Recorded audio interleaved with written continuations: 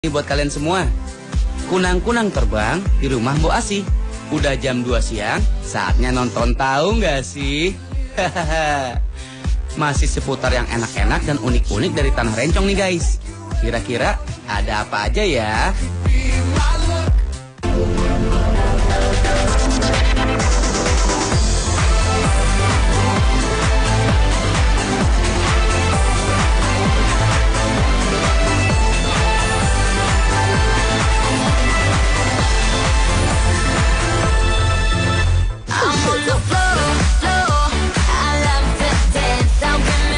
Guys, pasti tahu dong martabak telur?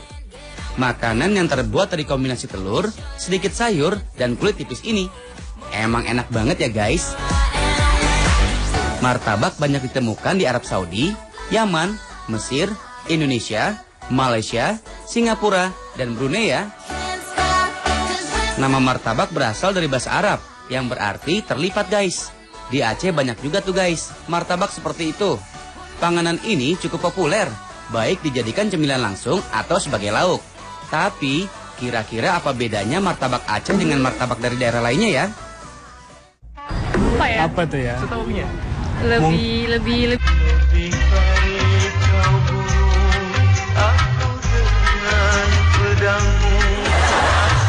Jangan kau bunuh aku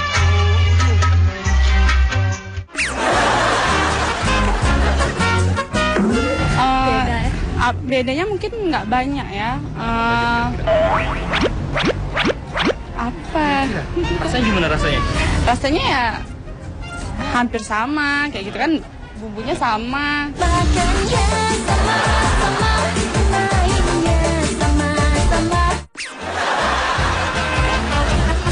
Dia pakai apa? Kayak cane, iya kayak cane gitu. Kalau di luar kayak bangka gitu. Kayak martabak bangka.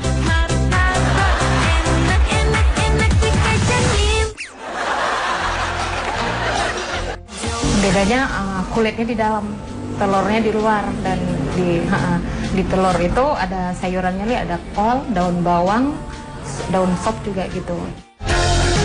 Tepat guys, perbedaannya adalah letak kulitnya. Di Aceh, martabaknya seperti ini nih guys. Kulit atau canainya berada di tengah, fungsinya sebagai rangka ya guys. Kalau di tempat lain, kulit digunakan untuk membungkus telur dan bahan campuran lainnya. Jadi teksturnya terlihat lebih kering ya guys. Kembali ke martabak Aceh ya guys. Bahan-bahan yang digunakan sama saja. Seperti potongan bawang daun dan kol yang dipotong kecil-kecil ini. Telur yang digunakan umumnya telur ayam tuh guys. Bukan telur bebek yang sering kita lihat di Jawa ya.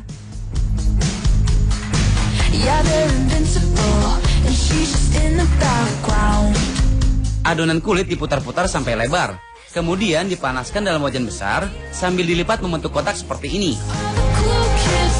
Balurkan campuran telur dan bumbu-bumbu lainnya. Kemudian balik-balik adonan kulit dan balurkan lagi adonan telur di sisi yang lainnya.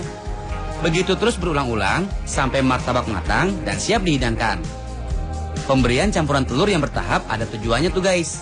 Biar semuanya matang sampai ke dalam, sampai ke kulitnya. Kalau dari tampilannya sih, martabak Aceh lebih mirip telur dadar ya guys. Tapi saat martabak agak dingin, bagian cananya lebih kerasa tuh, karena sudah sedikit mengeras. Yeay, martabak Acehnya siap dinikmati bersama acarnya guys.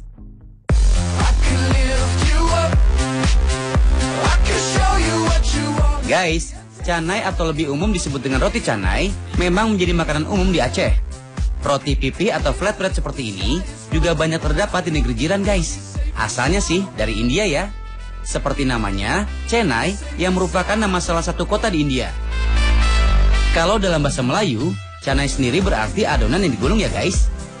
Oh iya, roti canai menggunakan terigu protein tinggi sebagai bahan utamanya guys. Makanya, saat diputar-putar sampai menjadi tipis seperti ini, adonan rotinya nggak mudah robek tuh. Ada beragam varian roti canai yang berkembang di Aceh ya guys. Nih yang orisinil, canai kampung. Bahannya hanya roti canai yang dimasak dengan sedikit margarin ya guys.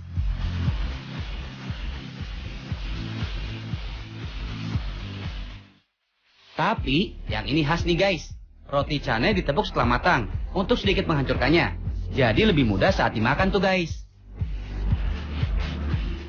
Canai kampung ini dihidangkan dengan memberi taburan gula pasir di atasnya. Mau yang olahan hasil kreasinya? Bisa pilih isi coklat pisang nih guys. Ingin yang harum-harum? Pilih yang rasa pandan. Gimana? Mau pilih canai yang mana? Datang aja ke Aceh yuk guys. Dijamin puas.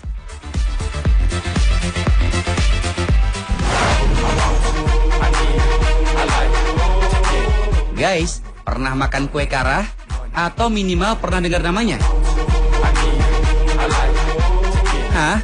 Belum sama sekali? Jangan khawatir guys, kita ajarin bikinnya.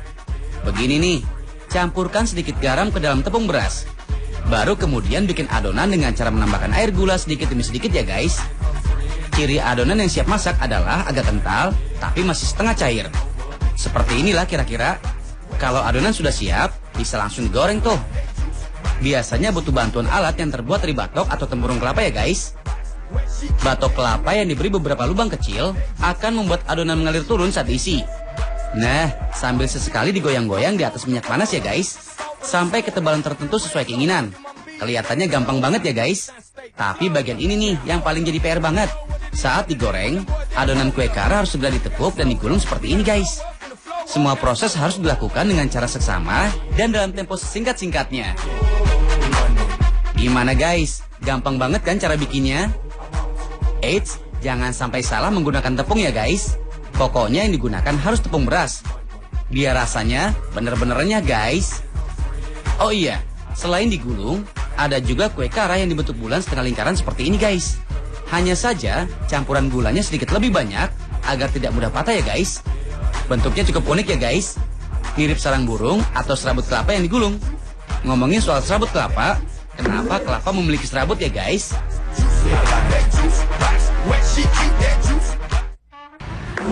Karena apa ya? Iya kayak gitu dasarnya.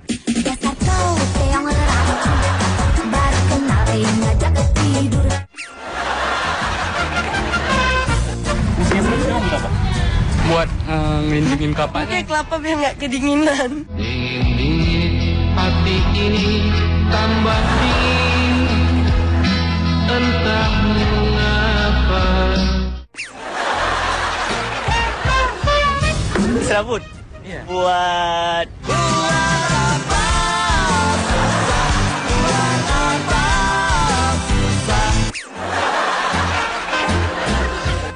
di dalam buah kelapa itu ada dua bagian mesokap dan bagian endokap. Sementara bagian esokap itulah bagian serabut pada buah kelapa, sehingga fungsi itu untuk melindungi bagian dalam daripada buah kelapa. Kalian tahu nggak sih, kenapa pohon kelapa bisa menjadi tunas sehingga dapat tumbuh sendiri dimanapun? Soalnya nih guys, serabut kelapa mampu menyerap air yang dibutuhkan dalam proses perubahan si buah kelapa menjadi tunas.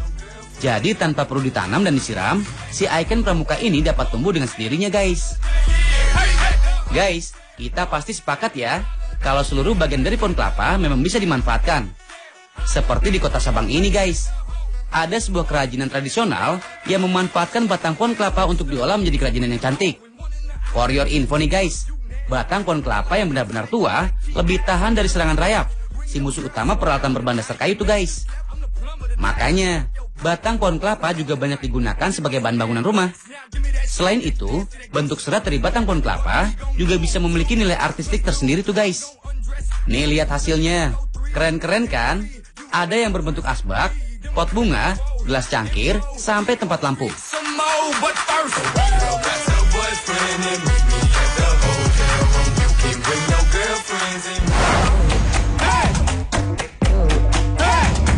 Guys, kali ini kita bahas kuliner yang manis-manis nih. Ciri spesifiknya manis dan kenyal. Kira-kira kalian bakal bayangin apa guys? Yang pas itu dodol guys. Dodol adalah panganan manis dari Indonesia dan Malaysia guys. Di Jawa Tengah dan Jawa Timur, dodol disebut juga dengan jenang. Sebenarnya ada sedikit perbedaan antara jenang dan dodol loh guys. Jenang memiliki tekstur yang lebih lembek dan berminyak tuh. Oh iya, di Aceh juga ada dodol yang khas loh. Tahu nggak sih apa dodol khas Aceh? Dodol. Iya dodol. Namanya. Jadi Apa kira-kira? Apa ya? Misal namanya apa, disingkat atau apa? Juna apa sih? Apa si mau di telepon gak bisa, di SMS gak dibalas. Apa ya? Apa ya kira-kira? Atau taunya Jojo sih? Dudoy kali ya. Dudoy. Dodoy Aceh. Apa? Dodoy. Dodoy. Kamu? Nggak tahu.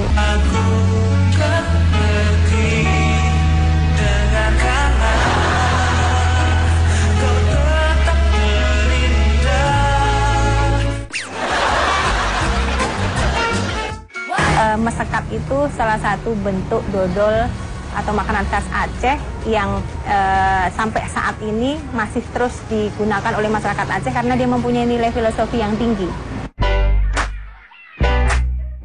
Guys, mesekat ini masih digunakan sampai sekarang, terutama pada acara-acara besar seperti upacara pernikahan ya guys. Berbeda dengan dodol lain yang menggunakan tepung ketan dan gula sebagai bahan bakunya. Mesekat menggunakan campuran tepung terigu, gula, nanas, dan bahan campuran lainnya. Nanas yang sudah dikupas dan dicuci, dihaluskan lebih dulu ya guys, sebelum dicampurkan dengan bahan-bahan lainnya. Mencampurkan air gula dan tepung terigunya juga harus sedikit demi sedikit, sambil terus diaduk-aduk agar tidak menggumpal.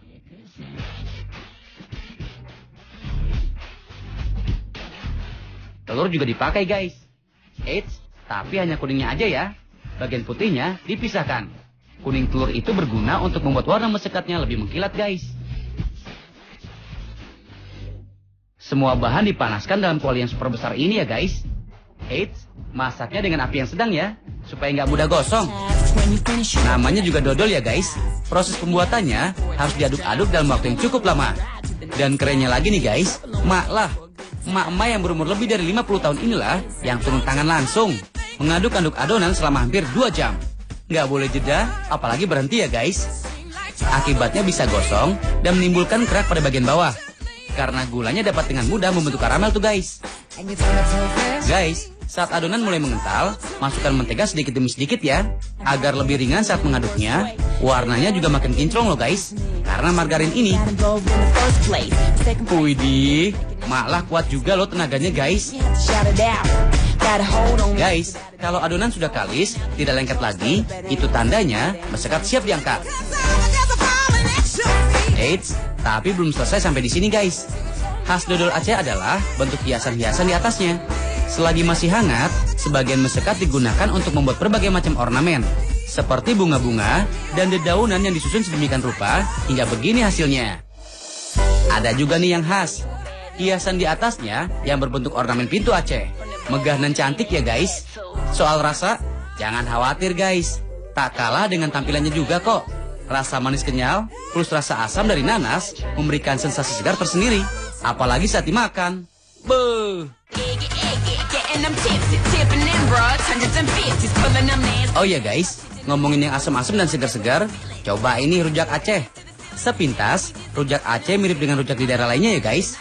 Potongan buah seperti mangga, bengkuang, nanas, pepaya, jambu air, atau buah lain yang berair, diramu dengan bumbu kacang yang dicampur dengan garam dan gula merah. Bedanya, semua bahan dirajang di atas cobek dari kayu yang super besar ini guys. Bikinnya juga langsung dalam porsi besar. Belum lagi bumbu-bumbunya yang bikin khas lagi guys. Bumbunya dicampur dengan buah rumbia dan potongan pisang batu. Rasanya jadi campuran antara asam dan sepet-sepet gimana gitu. Biasanya juga ditambah dengan buah batok atau kawista. Jadi memang selain rasa asam, rasa sepet juga kuat guys. Bagi yang suka rasa pedas sih, bisa pesan sesuai selera juga guys.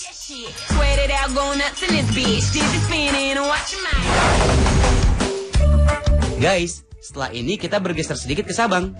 Ada banyak hal yang menarik loh di daerah paling barat Indonesia ini. Harus penasaran pokoknya.